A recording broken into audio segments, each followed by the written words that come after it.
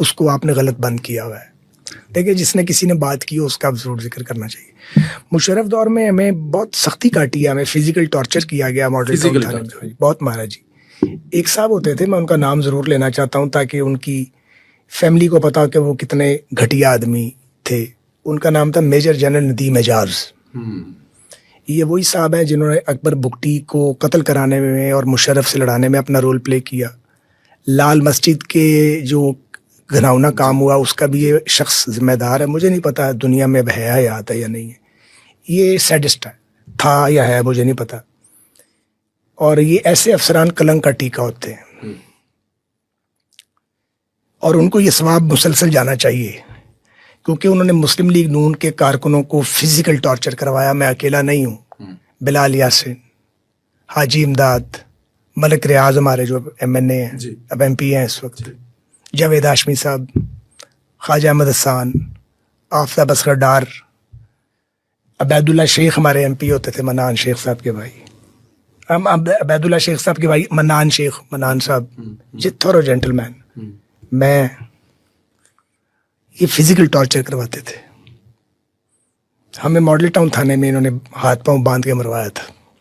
پرویز رشید صاحب کے ساتھ بھی تو شاید پرویز رشید صاحب کو بھی اسی نے ٹارچر کروایا تھا. یہ جنرل مشرف کا رشتہ دار تھا. پرویز بھائی کو 2 بار ٹارچر کیا گیا ہے, ٹوائس. تو میں کوئی نام بھول نہ جاؤں, یعنی یہ آدمی تھا کلپریٹ خراب کرنے والا. تو وہ پھر انہوں نے ہمیں ٹارچر کیا بڑا. پہلے تو توڑنے کی کوشش کی بہت, پھر انہوں نے ٹارچر کیا. رانا ثناء اللہ خان صاحب کے ساتھ بھی اسی نے کروایا تھا, اسی نے کروایا تھا. یہ بڑا غلیظ آدمی تھا یا ہے مجھے نہیں پتا, لیکن ثواب اس کو برابر جانا چاہیے جو اس نے کیا. جی اس وقت جنرل خالد مقبول جو تھے وہ کور کمانڈر تھے. خالد مقبول صاحب ایک شریف آدمی ہیں. انہوں نے بطور کور کمانڈر اور شاید گورنر بھی تھے, وہ تھے, انہوں نے اپوز کیا, لیکن انہیں پتہ بعد میں لگا. لاہور پولیس نے بہت اپوز کیا, لیکن یہ شخص اپنا کام کر گیا تھا. بڑا مارا جنہوں نے, مار مار کے سارا جسم کالا کر دیا. یہ باقاعدہ طور پہ فزیکلی آپ مار کی بات کر رہے ہیں, جسے مطلب کہ باقاعدہ مار کہا جاتا ہے. ہاں جی, ہمیں پتا تھا ماریں گے. مجھے نہیں پتا تھا, ہاشمی صاحب کو پتا تھا. اچھا, ہاشمی صاحب کو پتا تھا. وہ بتاتے تھے کہ میں جب کہتے تھے میری والدہ ڈیتھ بیڈ پہ تھی. اچھا.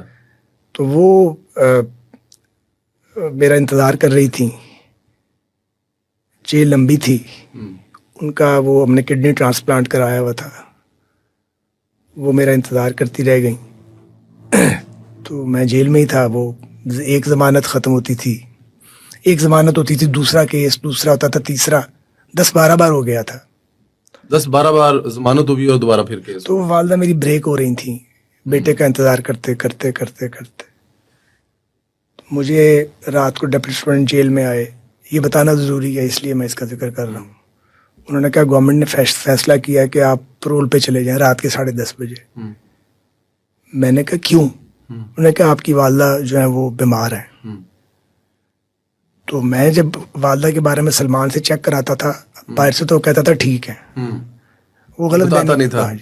تمینہ آپا کہتی تھی, تمینہ دولتانہ صاحبہ, وہ بھی جدوجہد کا ایک بہت بڑا کریکٹر ہے اس دور میں. وہ کہتی تھی کہ شی از آن ڈیتھ بیڈ. سلمان کے نہیں, تمینہ آپا کو نہیں پتا, میں سارا وقت پاس ہوتا ہوں. تمینہ آپا ٹھیک کہہ رہی تھی, سلمان غلط کہہ رہا تھا. خیر اس نے مجھے کہا, تو میں نے اسے کہا کہ, اس نے کہا آپ ابھی جا سکتے ہیں. میں نے کہا میں نہیں جا سکتا. اس کا طریقہ کیا پرول کا؟ اس نے کہا وہ لکھ کے اپلیکیشن دینی پڑتی ہے. تو میں نے کہا میں نے تو نہیں ریکویسٹ کرنی. وہ چلا گیا. وہ میری زندگی کی جیلوں میں سب سے سخت رات تھی. مجھے اندازہ ہو گیا تھا کہ اتنا کام سیریس ہے کہ گورنمنٹ مجھے چھوڑنے پہ آ گئی ہے, مجھے لکھ کے نہیں دینا میں نے. تو نماز فجر کے بعد وہ دروازہ کھلتا تھا تھوڑی دیر کے لیے, تو وہ کھلا, تو وہ ہم سالٹری کنفائنمنٹ میں تھے, تو وہ میں نے پش کیا دروازے کو, کھولا اس کو زبردستی, یعنی وہ انہوں نے کھولا تھا تھوڑی دیر کے لیے صفائی کے لیے. میں نکل گیا باہر, تو میں ہاشمی صاحب دوسرے اینڈ پہ تھے کوٹ لکھپت جیل کے, تو میں ان کے پاس گیا, کیونکہ سینئر موسٹ وہی تھے. انہوں نے مجھے کہا, انہوں نے کہا بالکل فوراً جاؤ پرول پہ, ماں تو واپس نہیں آئے گی. تو میں نے کہا ہاشمی صاحب میں نے ڈائریکشن لینی تھی, میں تو خود فیصلہ نہیں کر سکتا. انہوں نے کہا نہیں تمہیں اجازت ہے جاؤ تم. میں پھر آ گیا سیل میں. اب میں شرم کا مارا کسی کو کہوں نا کہ میں جانا چاہتا ہوں. ماں بھی مجھے, ماں کی کشش, یار یہ نہ ہو کہ میں مل نہ سکوں. اگلی رات وہ پھر کوئی 11 بجے کے قریب آ گیا ڈپٹی سپرنٹینڈنٹ جیل. اس نے کہا جی آپ نے کیا سوچا ہے؟ میں نے کہا میں چلا جاؤں گا لیکن لکھ کے نہیں دوں گا, میرے وکیل کے پاس آپ اس سے رابطہ کریں. مجھے بریگیڈیئر اعجاز شاہ صاحب ہوم سیکرٹری تھے, وہ بتاتے ہیں کہ وہ ہمیں پتہ لگ گیا تھا کہ آپ کی والدہ اب سفر آخرت پر ہیں.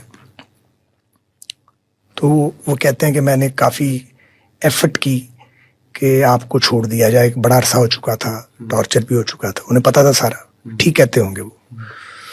تو وہ بہرحال جی پھر اگلے دن میں ریلیز ہوا, میں سیدھا یہ شیخ زاہد ہاسپٹل گیا والدہ کے پاس. تو وہ کومے میں جا چکی تھی, تو پھر ان سے بات نہیں ہو سکی. پھر کبھی کومے سے 4 دن بعد پھر وہ اللہ کو پیاری ہو گئی, تو پھر وہ بات ہی نہیں ہو سکی. اب آپ بتائیں ہماری نقصان کون پورے کرے گا. لیکن ایک اور بات بھی ہے کہ جو پولیٹیکل ورکرز کے لیے میسیج ہے, یہ آخری میسج بھی آپ کا, اور جو اسٹرگل کرنے والوں کے لیے, ان کو میں یہ پوچھنا چاہتا ہوں کہ میرے والد کا خون بہایا گیا جب وہ 46 کے تھے, میں 10 سال کا تھا اور بھائی میرا 7.5 سال کا تھا. تو کیا میں یہ سیو دیتا کہ اس کا بدلہ پوری پیپلز پارٹی سے لیں, یا اس کی ذمہ داری آج کی پیپلز پارٹی پہ عائد کریں؟ نہیں کر سکتے. اور جو کچھ پھر بعد میں پیپلز پارٹی نے بھگتا, اس کے بعد کیا بچا باقی؟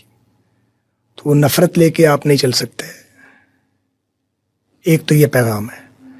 تو اگر آپ نے ملک کے مفاد میں چلنا ہے تو پھر آپ کو اپنی نفرتیں اور اپنی تلخیاں پیچھے پھینکنی پڑتی ہیں.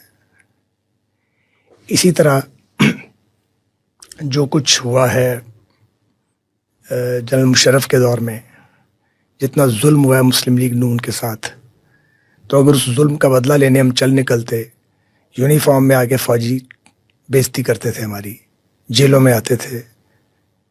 ماڈل ٹاؤن تھانے میں میجر سیف صاحب ہوتے تھے, پتہ نہیں کہاں ہیں اب, وہ جنرل ندیم اعجاز جو اس وقت بریگیڈیئر تھے ان کے فرنٹ مین تھے, وہ یہ ساری بدماشی کرتے تھے. تو یہ 2 یا 4 آدمیوں کا کام تھا. ہم اس کی ذمہ داری اس وقت بھی ہم نے پورے ادارے پہ عائد نہیں کی تھی. ابھی میں نے آپ کو جنرل خالد مقبول صاحب کا بتایا, اور بھی بہت سے فوجی افسر تھے جو اس سوچ کے نہیں تھے, پازیٹیو سوچ کے تھے, کبھی ان کی سنی جاتی تھی کبھی نہیں. تو کیا پورے ادارے کو اس کی سزا دیتے؟ میں اسی کنٹونمنٹ سے 1 یا 2 بار نہیں کئی بار MP اور MNA بنا ہوں, ساری اپوزیشن کاٹی ہے. ہمیں تو کبھی خیال نہیں آیا کہ ہم نے کور کمانڈر ہاؤس یا کنٹونمنٹ کا جو حساس علاقہ ہے وہاں سے احتجاج کرتے ہوئے بھی گزرنا ہی, کیونکہ فوج کی اپنی حرمت ہے. تو میں یہ PTI والوں کو ضرور پوچھنا چاہتا ہوں کہ اگر عمران خان صاحب پکڑے گئے تھے تو آپ احتجاج کرتے, لیکن کس حکیم نے مشورہ دیا تھا کہ آپ جا کے کنٹونمنٹ پہ ہم دھوا بول دیتے یا فوجی تنصیبات